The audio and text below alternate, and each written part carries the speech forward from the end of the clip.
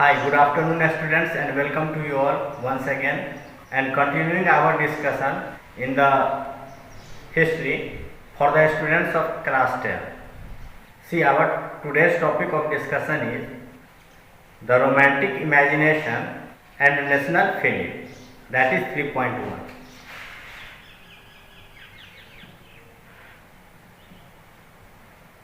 The romantic imagination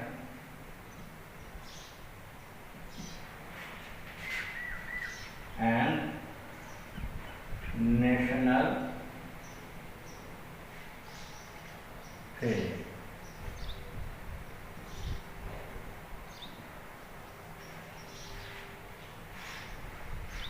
See, before moving further, let us understand the meaning of Romanticism.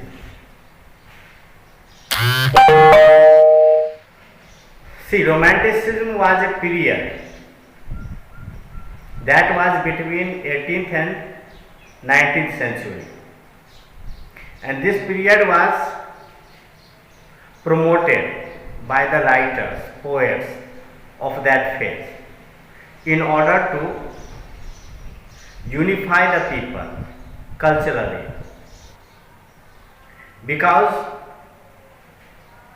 unifying people at that time was a typical task, as we all know that, and we have discussed also that dynasty of a ruler was containing people of diverse background, linguistically, culturally, traditionally, as well as ethnically. People were having diverse background. That is why there was a great hindrance towards uniting people together. The only thing that bound the people together was the common allegiance towards the king. So, let us discuss the meaning of romantic. See, romantic means fictitious. Fictitious.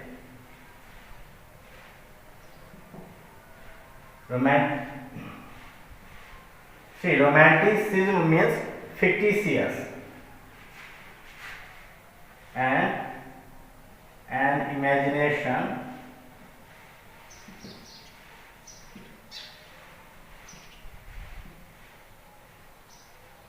based on emotional values. Emotional values. There is no place for reason and science. Emotion takes the central core of the Romanticism. Romanticism is guided by the central force, that is emotion.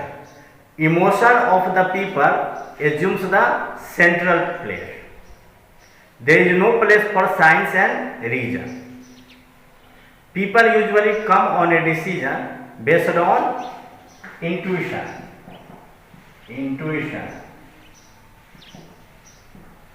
emotion, and mysticism.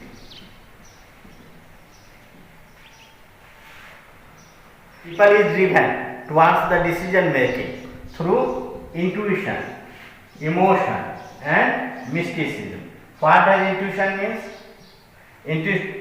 Intuition is a natural capacity to take a decision without relying on evidence and proof. A natural ability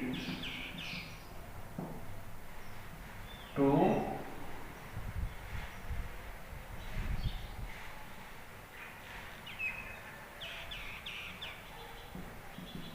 come to a decision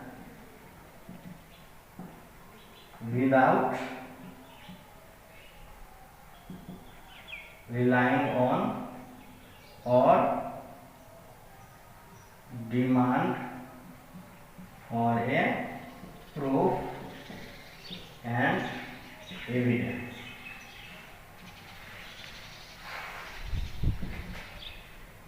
People are more focused to believe what their heart says and not what their mind says. Okay, so this is the intuition.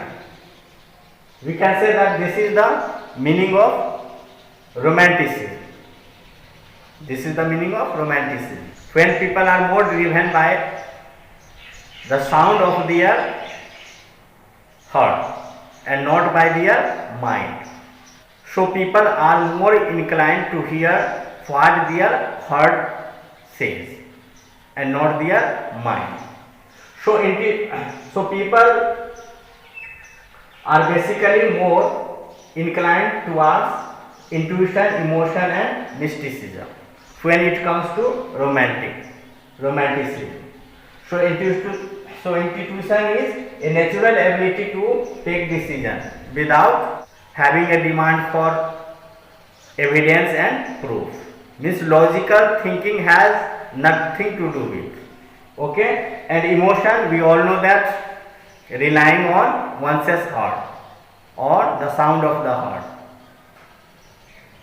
not thinking much. Okay, and mysticism, it is related with the spirit, spiritualism, sitting quietly and not thinking much. Thinking has nothing to do with romanticism. That is why the poets and writers of the romanticism are against science and logic. They criticize the development of science and logic. Instead, they focus more towards the cultural development of the society so that people could be united. So this is our romanticism. So the effort of the romantic writers were to create a nation based on culture, where a common sense of shared heritage as well as common shared culture would form the basis of the nation. Now let me rub this and then we will move further.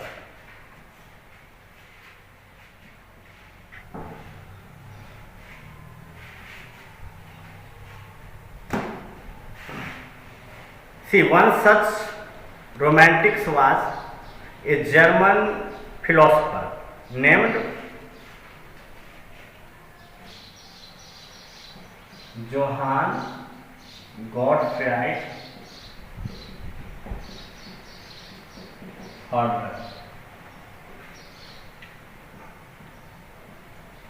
German philosopher. According to the German philosopher named Johann Gottfried Herder, true German culture was to be discovered among the common German people, was called Das Volk.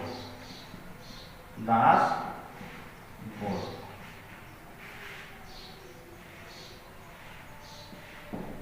True German culture among common people. True German culture among common people was called Das Volk.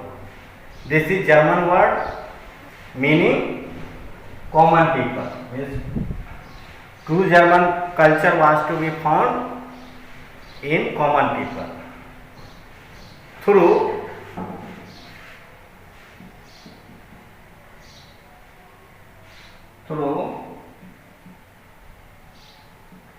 folk dance, folk songs,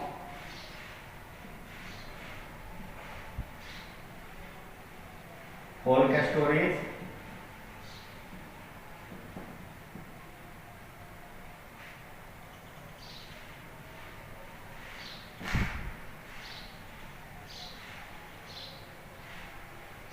the spirit of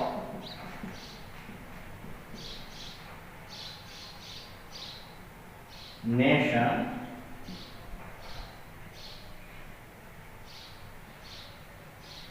volkgeist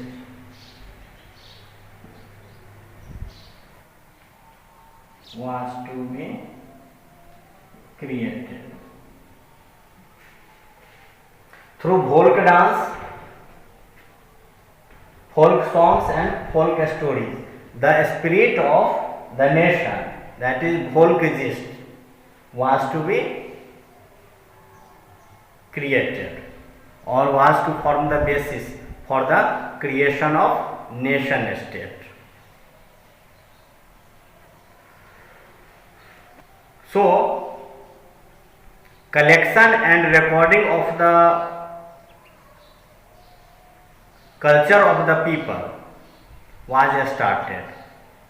Collection and recording of the local songs, stories and poems started. People more and more emphasized towards the cultural development of the country instead of scientific and modern approach of development of the country. See, the emphasis on vernacular language. Vernacular language. Vernacular means local or regional.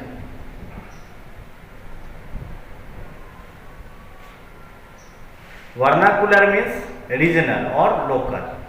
So, the emphasis on vernacular language and collection of local folklores. Local folklores. Folklores, music, drama, poems, etc. So, emphasis on vernacular language and collection of local folklores started so that people could be attached together through the ancient cultural ties as well as modern nationalistic feelings could be developed into the people who were mostly illiterates. See, as people were mostly illiterates, they were not educated. They could not understand the meaning of nationalism directly. So it was necessary to bind the people together through a cultural ties. They could easily understand the meaning of nationalism through music, drama, stories and poems. So this sector was emphasized more and more under this period so that people could be united. This was especially in the case of Poland, because as we have seen that after the Battle of Waterloo, a series of new states and boundaries were created so as to check the emerging imperialistic policies of the France. The territory of the Poland was shared among its neighboring countries like Russia. So, after the Battle of Waterloo, the Poland country, which was a nation, was divided among its neighbors, and much more of the Poland was occupied by Russians. As a result, Poland lost its identity as a nation, and the Russians imposed sanctions on the Polish language for the language of education as well as language of preach in the churches. Common people had now to start learning Russians. Russian language was promoted instead of Polish language, so that the identity of the Polish people as a people of the Poland could be abolished forever. When people of Poland will start speaking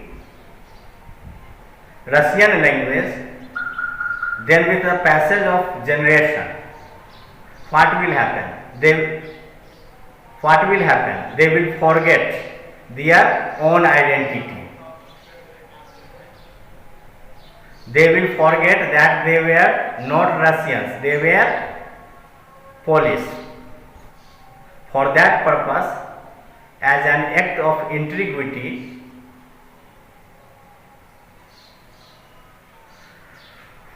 the Polish language was discouraged and imposed sanction on the Polish language everywhere, in each and every part of the Poland, and Russian language was promoted. It was the initiative of the Karol Kurpinski. Karol Kurpinski.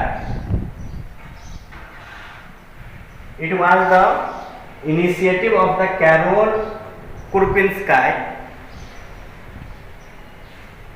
a social activist,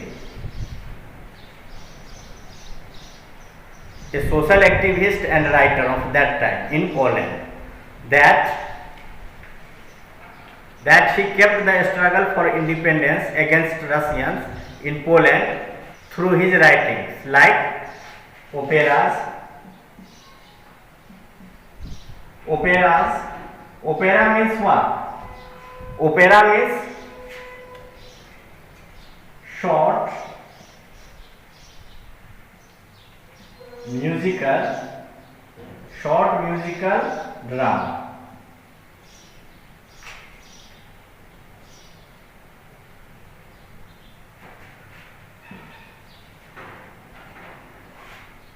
Operas and music.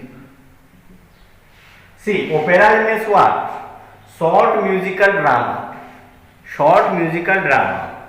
So he kept the struggle for independence against Russians alive through his operas and music.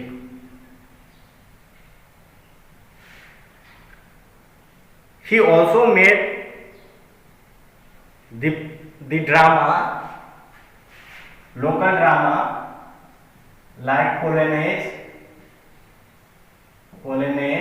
and mazurka. Local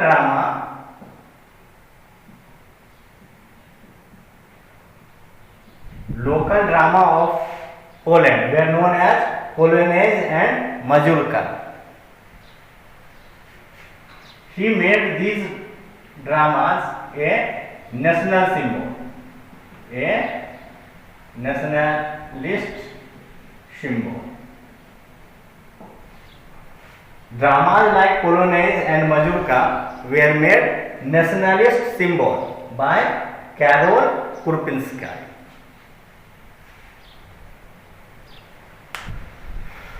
Language too played an important role in developing nationalist sentiments among the people. In the year 1831, an armed revolution occurred against Russians, but this revolution was crushed badly by the Russian military forces. As a result of this, the Polish language was promoted by the clergymen of the churches. Priests and bishops began to deliver their sermons in Polish language. They began to address the public gatherings as well as clerical ceremonies in the Polish language. That was banned by the Russians because Russians wanted to promote only Russian language, so that the cultural identity of the Polish people should be done away with forever.